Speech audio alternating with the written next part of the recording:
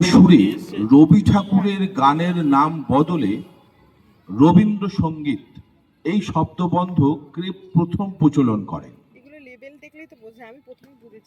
অর্থাৎ প্রশ্নটা হচ্ছে, আমরা এখন বলি তো রবীন্দ্রনাথ গান, রবীন্দ্রনাথ ঠাকুরের লেখাকে আমরা বলি রবীন্দ্রসঙ্গীত, কিন্তু আগে বলা হতো এটা ছিল রবীন্দ্রনাথের গান। এই রবীন্দ্রসঙ্গীত এই শব্দবন্ধ দিয়ে কে ব্যবহার করেছিলেন? এই শব্দবন্ধটা প্রথম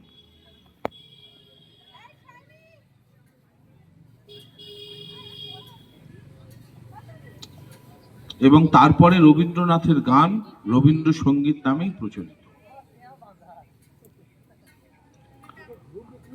রবীন্দ্রনাথ ঠাকুর নিজেই না, তিনিও একজন গায়ক, বিখ্যাত গায়ক, যিনি আর কি প্রথম এই রবীন্দ্রসঙ্গীত এই শব্দটা ব্যবহার করেছিলেন। আগে যখন হতো রবীন্দ্রনাথ ঠাকুরের গান, এই বলে গান গাওয়া। ব্যাগ নিয়ে আমি তো 4:30 যাবো, ম্যামকে কালকে বলেছে হ্যাঁ তো ছটায় তো ওর ছুটি হয়, বাড়ি যাবে, একটুখানি কিছু খাবে, টিফিন, তারপর বলো বলো। আমি বলে যাচ্ছি স্যার, স্যার বসে পড়েছে, স্যারকে ফোন করে দিচ্ছি। হ্যাঁ একটু এখনই পড়ানো শুরু। পঙ্কজ কুমার মল্লিক, আকাশবাণী বেতারে তিনি প্রথম রবীন্দ্রনাথের গান শেখানোর একটি আসর তৈরি করেন।